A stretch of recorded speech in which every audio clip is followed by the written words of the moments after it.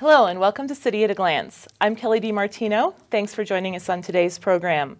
Our topic today is one of the major road construction projects that's going to be happening in Fort Collins this summer, the College Harmony intersection improvements. We have several guests who are going to provide some great information for us. First, I'd like to introduce Rick Richter, who is the Capital Projects Manager for the city. Rick, thanks for being here. Thanks, Kelly. Claire Thomas, who is a Marketing and Publicity Technician. Claire, welcome. Thank you. Dean Klinger, who is a project manager and managing this particular project, and Darin Atteberry, our city manager. Darin, thanks for being here. Thanks, Kelly. So road construction season is always a busy time around the city of Fort Collins.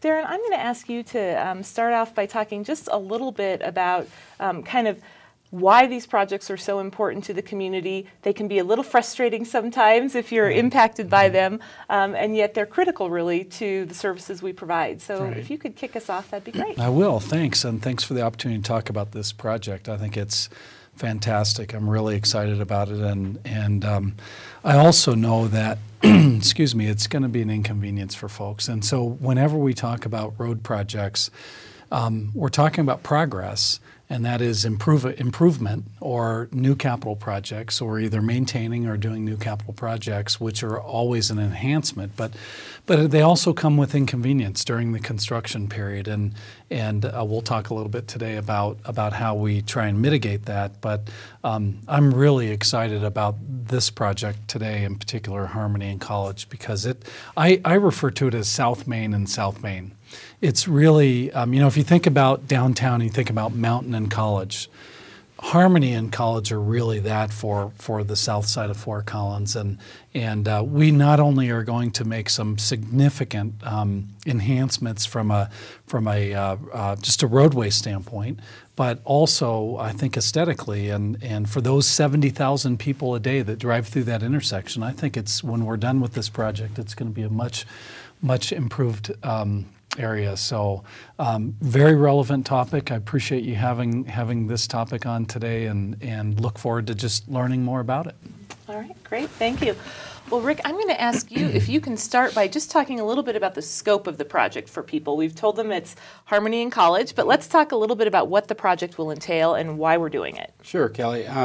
Again, thanks for the opportunity to talk about our projects. We always like to get the information out and get the word out to people, because it's somewhat of a surprise if you drive that intersection every day and you see the construction. So this project is a combination of things. It is somewhat a maintenance project. We are going to construct the intersection in concrete, which will help with the rutting and some of the problems. If you've traveled through that intersection, it's been very rough, and as Darin mentioned, with 70,000 cars a day, it gets a lot of wear and tear. So that's part of the project. We're going to do the concrete intersection, add some turn lanes, which will help the flow of traffic, and some pedestrian improvements, which will really improve the ability to get across the intersection. Right now, it's really a difficult intersection if you're a pedestrian.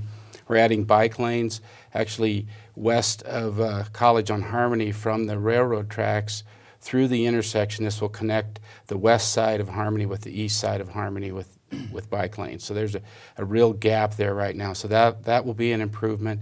As Darin mentioned, we're doing some urban design improvements on the intersection, new signals, and it'll really be a good-looking intersection. If you go out and look at it now, it's evident that it's not had a lot of work done for maybe 20, 25 years, so it's really time to do this. Yeah, I'm one of those vehicles that travels through that intersection frequently. So, Dean, obviously this is going to be a major project. Tell us a little bit about what it takes to plan for a project of this magnitude. I mean, we're getting ready to start doing the physical work within the next few months, but kind of how long has this been on the books? What goes into it? We've been working on the project. I think it's been close to 2 years now. So from the design point of view, it really does take a lot of time to line up for what we're talking about being 4 months of construction. And we go through multiple phases. In the first phases, we're out talking to the community about options, about concepts, and we see how they're received. Normally we have a couple different proposals that we'll throw out and evaluate and recommend one. And then as we work into the details of the project, we talk with the business owners, the folks directly along the project, how they'll be affected, different things we can do in the design that may mitigate some of those impacts one way or another. We work, in this case, a lot with the Colorado Department of Transportation, since College Avenue is a state highway, US 287 right there. And then as we get further into the project, then acquiring the right-of-way and finalizing those design plans, finalizing our communication with the community goes all the way through that. This project, one of the things that we've done in the design process that's been unique is recognizing right from the beginning, like Rick says, 70,000 cars a day, like Darin says, main and main. The construction of this piece is going to be difficult, and what we've been trying to do in the design is come up with ideas to mitigate that pain, basically, to try to keep the construction as short as possible and try to do all the things that we can for the businesses. So we've done a bunch of things there. One of them has been get contractors from all over Colorado, folks who build intersections like this, talk to them in the design phase, see what we can do in the plans to make the project faster. We've done some things like minimize utility work, deep excavation in the intersection. We've got some incentives for contractors, and we've got some things that speed it up. All that's done with an eye toward the long-term quality of the job. We don't compromise any of that with those things. So in a nutshell, that's the design process. You have mentioned a couple times some of the businesses in the surrounding area, and it's obviously difficult as a motorist going through that area, but I think it's particularly difficult if you're a business in that area that relies on that traffic. So talk a little bit more just about the timing of this project, the decision to do it now. Again, if businesses are kind of struggling in a tough economic time already, why now? Right. Why now? There's not one reason for that. There's a bunch of reasons. The most critical maybe is the funding is available now. So maybe a third of the total project is funded through state and federal grants. Those dollars have a timeline on them. They need to be spent. I think the other thing about why now is that you have the condition of the street is really terrible out there. It's just getting worse and worse. So we really look at it as an investment in that part of town for all of the surrounding businesses. And the sooner we do that, the sooner it'll be there and be that benefit for those folks. As far as the impact to the businesses, I think, again, we have a lot of focus on signage during the construction. All businesses will be accessible. We will do that. There's no compromise there on our part. The other part of that is communication to the public about the best ways to get into those businesses when they can. And then the third part of that, I think, is keeping the construction as short as possible as we can without obviously fully closing anything. All right. Kelly, can I just say, you bet. I think encouraging people to go to those businesses during construction as well is a really important thing, because inevitably when we do have construction, we disrupt traffic, people like to stay away from those sites. And I'd just like to say that for people who are watching and also our colleagues and our contractors who are working, it's a great sign of support to actually go out of your way to support those businesses during construction period, because it can be a tough thing. So for those people who are watching, keep an eye out for that and support our local businesses. We've had a couple separate meetings with the businesses to talk about opportunities, and some businesses are looking at doing some special advertising and some special events, and we're certainly going to work with them. But we do encourage people to use the businesses, and we're going to make the access as easy as we can and let people know coming into the intersection where they can access the businesses. So it's a really important group. It's a pretty tight-knit community out there, and we've spent a lot of time with them, and we're going to keep in communication throughout the project. So a few different times the word communication has come up. I'm going to turn to you, Claire. A big piece of this is keeping people informed ahead of time about what's going to be happening and just up to date. So talk a little bit about what the communication effort looks like for this project. Right, great. Thanks, Kelly. It is a big effort, 70,000 cars, 4 corners full of businesses. We usually don't operate or reconstruct in such a business-heavy area, so it's going to be important to stay tuned.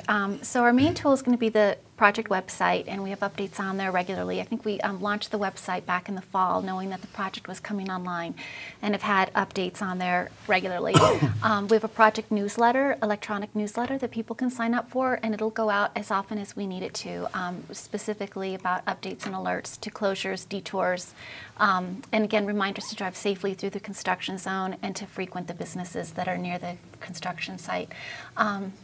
So between the website, the project newsletter will have a project phone number that people can call, and that'll be on signs at the construction area and hopefully in news releases that we put out.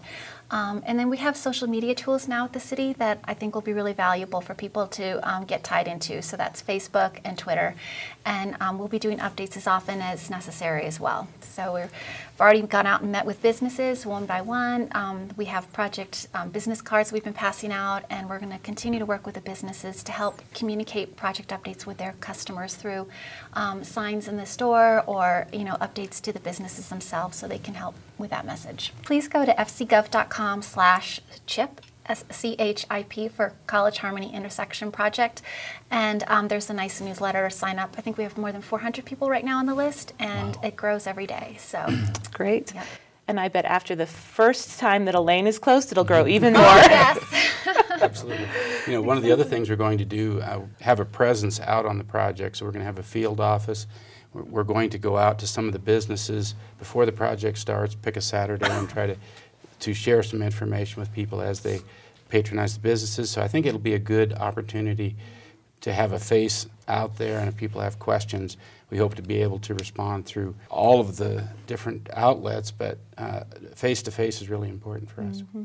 One of the things, Dean, I think it was you mentioned that, looking at ways to kind of minimize the impact on businesses and looking at how to do this in a timely fashion. What are some of the trade-offs that you look at in the cost of the project versus, full lane closures and the impact to businesses? How do you kind of go about making the decision of what's the right approach for a project? And while you're at it, maybe just the basics of when this project will occur and what the total cost is. Now, that's a great question. I think the word trade-offs is very appropriate. So we go through a long process, and I think that's part of what we do with talking with contractors a lot. That's part of what the expertise of the design team is utilized for. I think obviously the shortest way to build the intersection would be to close the whole thing. We know that's not an option. The opposite side of the spectrum is if you try to build it completely under traffic with no closures whatsoever, you end up limiting the flow through the intersection so much that it's almost like a closure that way too. And the duration of the construction stretches out, maybe past even an entire construction season. So you have those two extremes, and you're looking for that right place in the middle. On this project, it was really a community dialogue with the businesses out there and with contractors, getting those suggestions about basically bang for the buck. Maybe you can close this part where there's not access to a business, and that helps a contractor have a large area to work with that makes everything more efficient. So we are working on the details of exactly where we may be closing the road will be finalized with a contractor. I do think that we're committing to keeping College Avenue open 4 lanes, 2 lanes in each direction through the duration of the project. We are proposing a closure on West Harmony Road to be the west leg between Mason and College. Again, hopefully that will be for a very short duration, somewhere in the matter of maybe a month or less. That's really the trade-off question. As far as the duration of the project, we're talking about getting started here as soon as we can, early in May. And the goal of the project is to finish right at the end of the summer in that construction season. So we're really going to put a lot of pressure on our construction team and the contractor to be working possibly nights we think is appropriate. In this case, long hours and weekends to do some of those things, and it's a very aggressive schedule to finish in that time. Let's talk a little bit about the funding of this project. Certainly resources are a big topic. Where's the money for this project coming from? What will it cost? And from your perspectives, why is it a good investment now? Well, I'll start with the investment type, and then Dean can talk about the actual dollars. As Darin mentioned, South Main and South Main. So we think it's a great place to invest our money.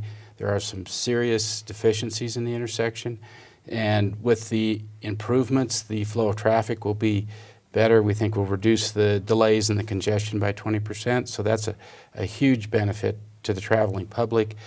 For the businesses in the surrounding area, upgrading the intersection, making it look good and function well, and allowing for the pedestrian and bike transportation piece of the intersection will be a real advantage. So we think it's the appropriate time, and I'll let Dean talk about the availability of funds and how that fits into the timing. The project altogether is a $6 million project.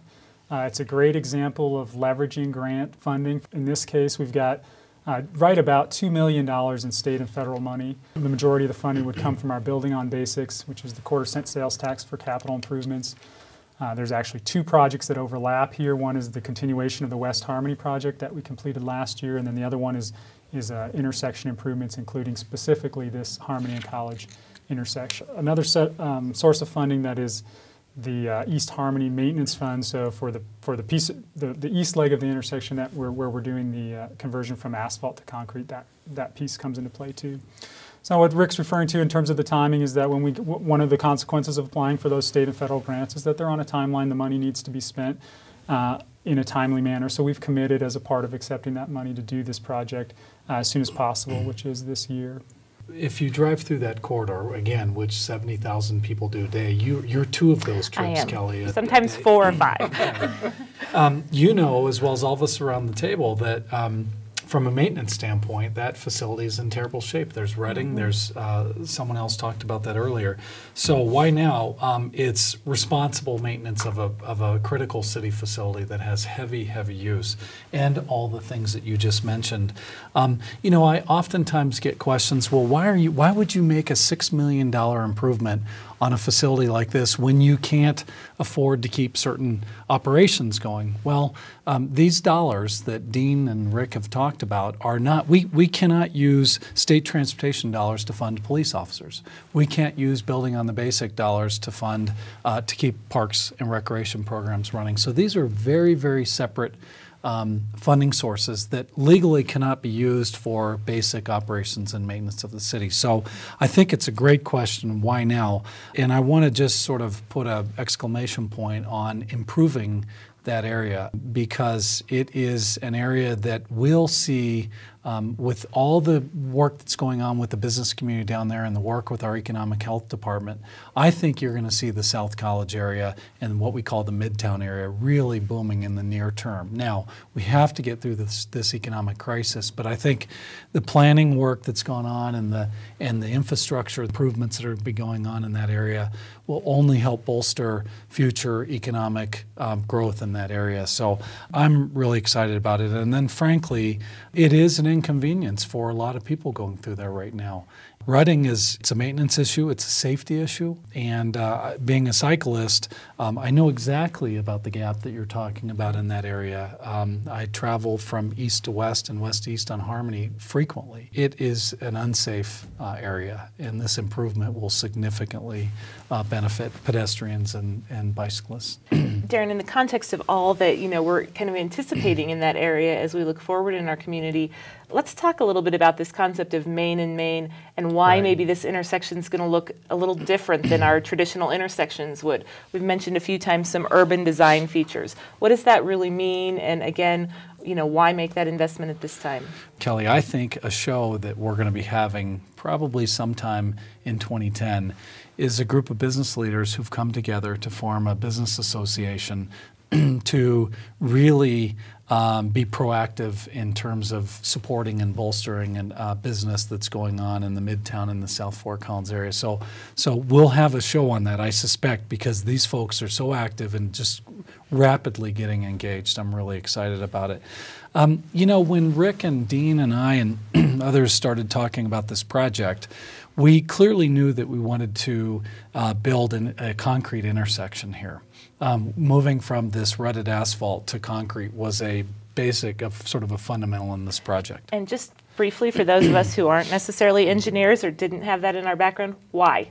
A lot of it is the resistance to rutting. Asphalt tends to rut when it gets hot, and if you have a lot of traffic, when you have an intersection where you have the stop and start and the turning motions and all of those types of things with 70,000 cars a day, it tends to deteriorate and becomes maybe every 3 or 4 year maintenance scenario. So a concrete intersection, we think it's a 30-year life, 50 years. We have concrete in the city that's 90 years old. So we think it's a long-term investment, but it's going to shorten the opportunity to maintain. We spend a lot of time out there, so we're going to eliminate those types of things, but also put us in a situation that they won't have the traffic delays and the cones up every 3 or 4 years. So it's a combination of things, but it's a real improvement. And all of our arterial intersections, ultimately by standard, would be in concrete. So more durable, less maintenance. Right. That's the short, what I'm hearing you say. Long-term. All right, back to you. Sorry.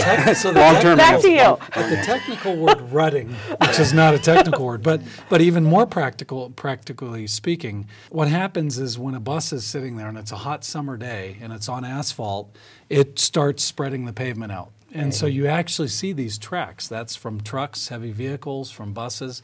And, you know, so when asphalt gets hot, it gets soft and it starts sort of squishing off to the side. There's a That's way more term for technical. you. All right, I totally digressed. Okay, this. you got it. But you know, that does matter to people because, well, gosh, why would you do concrete? And I think Rick and Dean and Erica and others have just been informing us as to the benefits of that. Once we get through the sort of the moving from asphalt to concrete, which is a big decision and will be a huge impact for the future maintenance of that. If you really look at South Main and say, we want to do something within budget, we want to do something special. So again, the money that we've received from the state and the feds and building on the basics. So within budget, how can we also work to enhance some of the urban design elements? And it is a gateway. Actually, it's a critical gateway in Fort Collins. And so I think in working with Dean and Rick, and you can talk about our landscape architects and some of those things, that they've been challenged and put together a great design so that you're not going to drive up and see just this big sea of concrete. You're going to actually see a sensitively designed facility that's very functional from a maintenance standpoint, from a vehicular standpoint, from a pedestrian standpoint, a bicyclist standpoint, and then also aesthetically. I think Darin's right. It's a gateway, but officially Fort Collins starts a little further to the south. Right. It's not. You're not going to drive under a bridge or something here, but it is such a critical area. What our urban designers have talked about in the concept that we've come up with is a district feel. And so what they're saying is that, you know, this part of town is unique. It's very. It should have a feel to it, and you should be able to recognize it by the things that are surrounding the intersection. So this is going above and beyond the nuts and bolts of, like Darin says, concrete and turn lanes, and it's saying what materials and textures can we use and extra features can we put in the intersection that help give it a district feel, identity to that part of town. And it's a really neat thing that we've come up with. What we have is there's kind of a color scheme and textures, a lot of steel and rock. So we're talking about maybe some sculptures on the four corners and some metal fencing that go behind the intersection on the four corners that maybe tie. And we have very diverse businesses on all four corners, but this would be something that would give a feel to the area, and it would extend a little bit on Harmony Road. Those elements are going to be something that you don't see at every intersection in Fort Collins. It's going to be something new and different here, and it's something that really stands out as being unique. I think Fort Collins deserves that, frankly. I think we are, now there might be some people who are critical of me or critical of the city for that, but I think that for a community that has said its quality is high, to do this kind of project and not address some of the urban design elements, I think would be a big mistake, given the fact that this could be a 30 to 50 year project. This is going to be around for a long time, and imagine for 30 to 50 years with 70 to who knows how many 70,000 plus people or more for those 30 to 50 years going through there. You know, this is a smart investment, and it is an investment that I think a quality community expects and deserves. One of the things that kind of resonated with me as you were talking about, again, some of the just economic efforts that are going on, and I think about the Mason Corridor and a new South Transit station that's going in down there. I mean, this area is really kind of ripe for just some pretty exciting things on the horizon, and so the fact that this will lead into that, I think is gonna work really well. So let's just shift gears just a little bit. We have a couple minutes left. I want to talk practically speaking. Construction season, people can get a little bit impatient. Let's talk about safety in work zones. Claire, maybe from a communications perspective, what sort of advice do we have for people? Well, you know, we always have the message going out, please drive safely, but you know, it's been in the news so much lately that people are distracted by cell phones, texting, other mobile device things, GPS systems even. If people can please just refrain from using those as you go through the construction zones in particular. We've got a lot of flaggers and people on the street at the construction doesn't happen off the street, it's on the street, and you're just going to have a cone between you and a human. And if people could please slow down, follow the speed limits. I'm sure we're going to have some police presence the first few days just to kind of set the tone that we need people to slow down and be safe for everyone else's sake. The job side, that's our public side, which is exactly, we have a request to the public. From the employee side, what sort of messaging and training do we do for employees, Rick? Well, we make safety our #1 discussion. We have project meetings on a weekly basis. Certainly the contractor has project meetings, and we talk to our employees about driving safely and not using cell phones and those types of things. But it's so critical that safety is the #1 thing as people are on the job. And we spend a lot of time making that #1 because not only are the public at risk from the construction workers are at risk from the public. So they're coexisting in a very tight situation. So it's really important that we stress that message. You know, Kelly, I read an article a couple of weeks ago that said 6,000 people last year in America were killed due to distracted driving, whether it's cell phone users or text messaging. 250,000 people were injured. You know, I can't stress enough how important that is in our construction zones, not to mention in neighborhoods and on arterials that are free flow. 6,000 people died last year due to that, and it's not okay to have that happen in Fort Collins. And I don't mean to sound lectury, but it's not okay. And it's really important that our contractors are kept safe, that our city coworkers are kept safe, and then the people who are just innocently driving through these facilities. And I just think that, as all the media attention and I appreciate you bringing it up, Claire, it's getting, I think it's appropriate. And we all know that for city employees, we've said no more using cell phones and text messaging while driving a city vehicle. To say it positively, we need help from Fort Collins motorists. I mean, I've talked with crews that, in fact, last summer I was out talking to one of our flagger crews, and they said that in one day they had 2 people, one person plowed right through a construction zone because she was using her cell phone, and another one came within inches of hitting one of our coworkers, a flagger. So I just think it's important. And again, I didn't mean to turn it into a lecture, but we just ask that people take great care, because none of us want to hear that one of our friends or coworkers was injured or killed in this kind of senseless accident. So. Yeah, I think as we look at the project overall, there are a lot of really important elements, and safety is one of those that we can sometimes take for granted, so we just need to stress that. So we are out of time. I knew this would happen. Just real quickly, any final comments or quick tidbits you want to leave people with? I think just a quick one. We've been working on Harmony Road for a long time. It's a very important east-west connection.